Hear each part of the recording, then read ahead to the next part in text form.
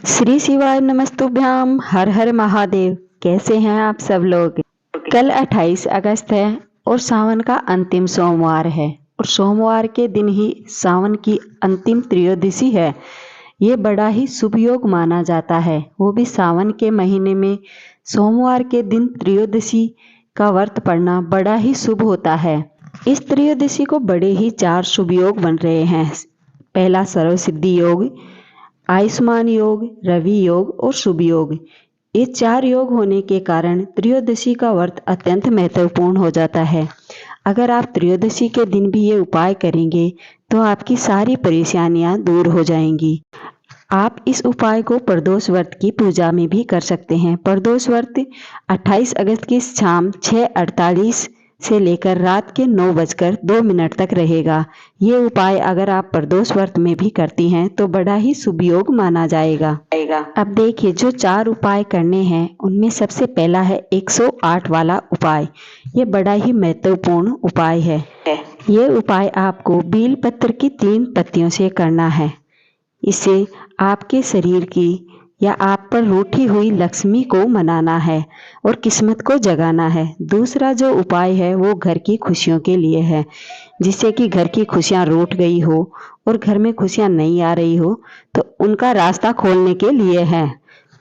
तीसरा जो उपाय है वो आपको बील पत्र की 3 पत्तियों से करना है। 3 पत्तियां लेकर के आप अपने शरीर के जिस हिस्से में, जैसे पैरों में या घुटनों में दर्द हो, उस हिस्से को स्पर्श कराना है। ऐसा करने से आपकी सारी रोग और जो भी द्वेष होंगे वो दूर हो जाएंगे। ऐसा नहीं है कि बील पत्र की आप पत्तियां कहीं और से दूसरी लेके आएं या फिर बील पत्र की पत्तियां नहीं हैं। जो आपने शिवलिंग पर बील पत्र की पत्तियां चढ़ाई हैं उन्हीं को आप धो करके वापस ले सकते हैं। और चौथा जो उपाय है वो दीप जलाने का है। आपको अपने घर में लक्ष्मी और धन धान्य के भंडार भरने के लिए और तरक्की का रास्ता खोलने के लिए एक लंबी बाती वाला दीपक लेना है और लंबी बाती का दीपक आपको अपने घर में जलाना है, जिससे कि लक्ष्मी माता की कृपा हो, घर में धन धान्य का भंडार भरा रहे और नौकरी और तरक्की के रास्ते खुल जाएं। आपको ये सभी उपाय पूज्य गुरु जी की जो भी प्रवचन है उन्हें सुनकर अच्छे से समझकर फिर बताने का प्रयास कर रही हूँ। अगर कोई त्रुटि हो तो क्षमा करना। इससे पहले आप सभी धर्म प्रेमियों से निवेदन है कि अगर आप चैनल पर नए हैं तो चैनल को सब्सक्राइब करें और अगर चैनल पर पहले से हैं तो लाइक करके और कमेंट जरूर करें, पर कमेंट जरूर करना। प्रदोष के व्रत में 108 चावल के दाने लेकर जाएं और जो चावल के दाने बिल्कुल भी खंडित नहीं होने चाहिए, और एक बील पत्र। अगर आपके पास बील पत्र नहीं है तो जो शिवलिंग पर बील पत्र चढ़े हुए हैं उन्हें ही धो करके ले लें। फिर उन बील पत्रों में से एक बील पत्र को जिसकी डंडी जलधारी की तरफ हो और उस बील पत्र को शिवलिंग के ऊपर चढ़ा दें। बील पत्र चढ़ाने के बाद में जो 108 चावल के दाने लेकर के गए हैं वो चावल के दाने बील पत्र के ऊपर चढ़ा दें। फिर 2 लोटे लेकर के जाएं या कलश, एक स्टील का कलश और एक तांबे का, एक में दूध और एक में पानी लेकर के जाएं।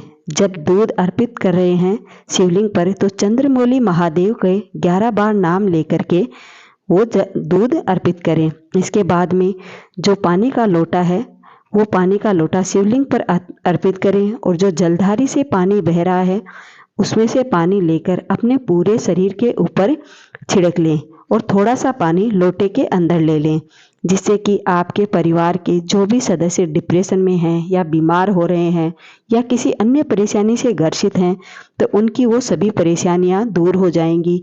जब आप जो मंदिर से जल लेकर के आए हैं उस जल में से थोड़ा थोड़ा उनको दें और उनके ऊपर से छिड़क दें, जिससे कि उनकी सारी नेगेटिविटी दूर हो जाएगी। मंदिर से घर आते समय थोड़ा सा पानी अपने घर के दरवाजे पर भी डाल दें, जिससे कोई भी परेशानियां नहीं आएंगी। ये उपाय आपको अपने जीवन का तनाव दूर करने के लिए जरूर करें। अगर आप चाहते हैं कि आपके घर में खुशियां आ जाएं, घर में सब लोग मिलजुल कर करके रहें, तो ये दूसरा उपाय अवश्य करें। दूसरा जो उपाय है बड़ा ही प्यारा उपाय है। सबसे पहले लेना है एक मूंग का दाना एक चावल और एक बेलपत्र और एक तांबे का लोटा लेना है। बेलपत्र, चावल या मूंग का दाना खंडित नहीं होना चाहिए। फिर आप सुबह को या शाम को जब भी समय मिले शिव के मंदिर में जरूर जाएं।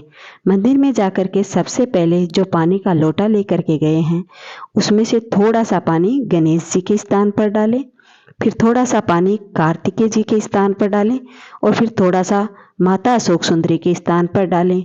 उसके बाद में माँ अन्नपूर्णा के हस्त चरण कमल पर डालें और फिर लोटे के अंदर जो मूंग का दाना है उसको लोटे के अंदर डाल लें और चावल के दाने को भी लोटे के अंदर ही ले लें।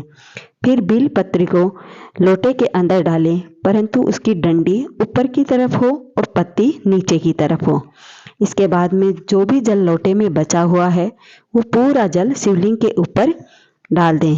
ऐसा करने से आपके घर की जो भी नेगेटिविटी या घर की जो भी परेशानियां हैं वो सभी दूर हो जाएंगी। जब शिवलिंग पर जल अर्पित कर रहे हो तो चंद्रमौली महादेव और ओम नमः शिवाय, ओम नमस्तुभ्ये महादेव का जाप करते हुए इस जल को शिवलिंग पर अर्पित करें। ऐसा करने से आपकी सारी परेशानियां दूर हो जाएंगी और जो भी घर में लड़ाई झगड़े ये सभी दूर हो जाएंगी। घर की नेगेटिव एनर्जी भी दूर हो जाएगी। हरे मूंग के दाने बुद्धि के प्रतीक होते हैं, तो बुद्धि बच्चों की तीव्र होगी और सभी संकट दूर हो जाएंगे। अब करते हैं तीसरा उपाय। तीसरा जो उपाय है वो उपाय है मनोइच्छा। जो भी आपकी मन की इच्छाएं हैं उन्हें पूरी करने के लिए है। इसके लिए आप जब भी शिव मंदिर जाएं तो 3 बेलपत्र की पत्तियां और 1 जल का लोटा लेके जाएं। सबसे पहले बेलपत्र की पत्ती को अशोक सुंदरी के स्थान पर रखें। दूसरी माता पार्वती के हस्त चरणों के पास रख दें।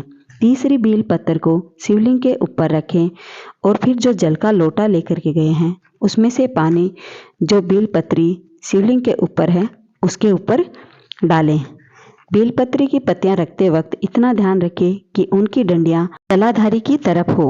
इसके बाद में जब आप पानी डाल रहे हैं तो अपने हाथों को जलाधारी के पास रखें और जो भी मन की इच्छाएं हैं, मन की मुराद हैं, उन्हें वहां पर बोल दें। इस वक्त आपके हाथ में जो जल आएगा उस जल को आप अपनी आँखों पर या सर पर लगा लें।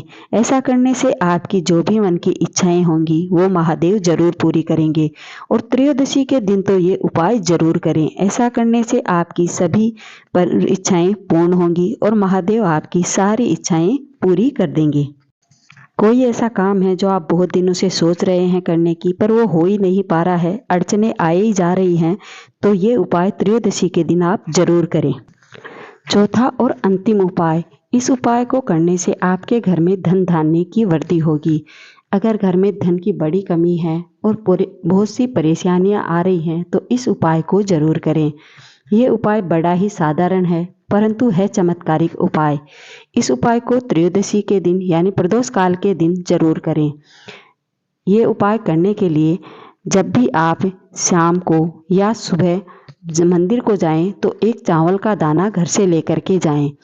वो चावल का दाना खंडित नहीं होना चाहिए। चावल के दाने के साथ ही एक लंबी बाती वाला दीपक भी लेकर के जाएं और बेल पत्र के पेड़ के पास जाकर जो चावल का दाना है उसे बेल पत्र की जड़ियों में रख दें और उसी के नीचे दीपक को जड़ के पास रखें और दीपक का मुंह उत्तर दिशा में कर दें।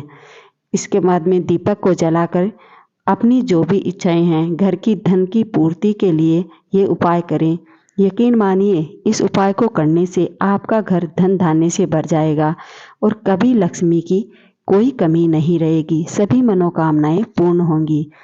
तो सभी से निवेदन है कि अगर आपको वीडियो अच्छा लगा तो चैनल को सब्सक्राइब जरूर करें और वीडियो को लाइक शेयर करना बिल्कुल भी ना भूलें। मिलते हैं अगले वीडियो में।